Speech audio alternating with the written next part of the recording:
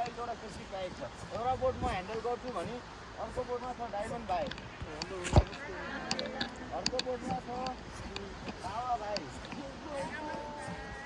अब झर्नु भयो रेस्क्युको लागि सेफ्टी टाइपमा छ राजाराम भाइ। त्यसैले राफ्टिङ भनेको त ट्री वर्क सबै मिलेर गर्छौँ। त्यसैले यसलाई चाहिँ काडल भन्छौँ। यसको नि 3वटा पार्ट हुन्छ, टी टप एन्ड प्लेट। काडल समाउँदाखेरि चाहिँ ट्रिकीको भागमा एउटा थम तलबाट 12वटा फिङ्गर माथिबाट लाइक यसरी कभर गर्ने। र बोटमा बस्ने तरिका हेर्नुहोस् है। बोटमा बस्दाखेरि चाहिँ के हुन्छ भने हामी 9 जना हुन्छौँ है। 9 जना मध्ये हामी 8 जना चाहिँ यो बाहिर देख्नु भएको छ नि ब्ल्याक पार्ट, बस्दाखेरि हामी यो ब्ल्याक पार्टमा बस्छौँ 8 जना चाहिँ। बाँकी 1 जना हुनुहुन्छ, 1 जना चाहिँ के हुन्छ भने बिचको भागमा बस्छौँ। यसलाई चाहिँ क्रस ट्युब भन्छौँ। यो क्रस ट्युबको भागमा बस्नुहुन्छ 1 जना चाहिँ है। त्यसैले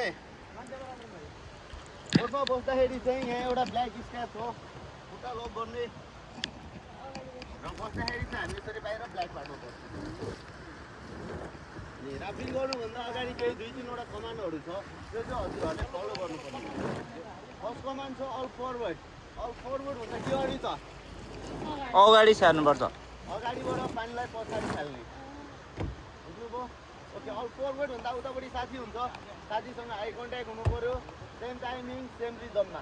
पछाडि बस्नेले चाहिँ अगाडिकोलाई हेरेर फलो गर्ने। Okay, all forward.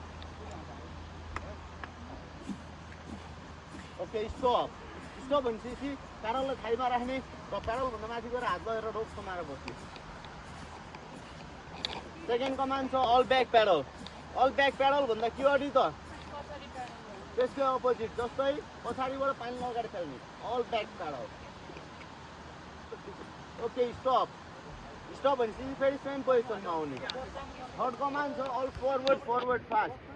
त्यो चाहिँ कस्तो सिचुएसनमा आउँछ भने कुनै पनि बेला चाहिँ हाम्रो बोट रङ वे गयो, तल ढुङ्गा आइरहेछ, खाल्टो आइरहेछ, हामी चाहिँ छिटो क्रस हुनुपर्ने हुन्छ।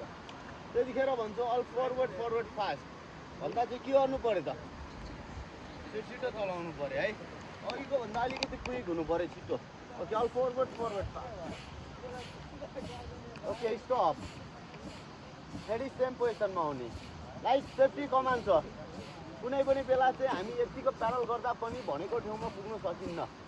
यो बोट गएर ढुङ्गामा ठोकिनु लाग्यो, खाल्डोमा छिर्नु लाग्यो, त्योभन्दा अगाडि के हुन्छ गाइडलाई थाहा हुन्छ र गाइडले भन्छ सेफ्टीको लागि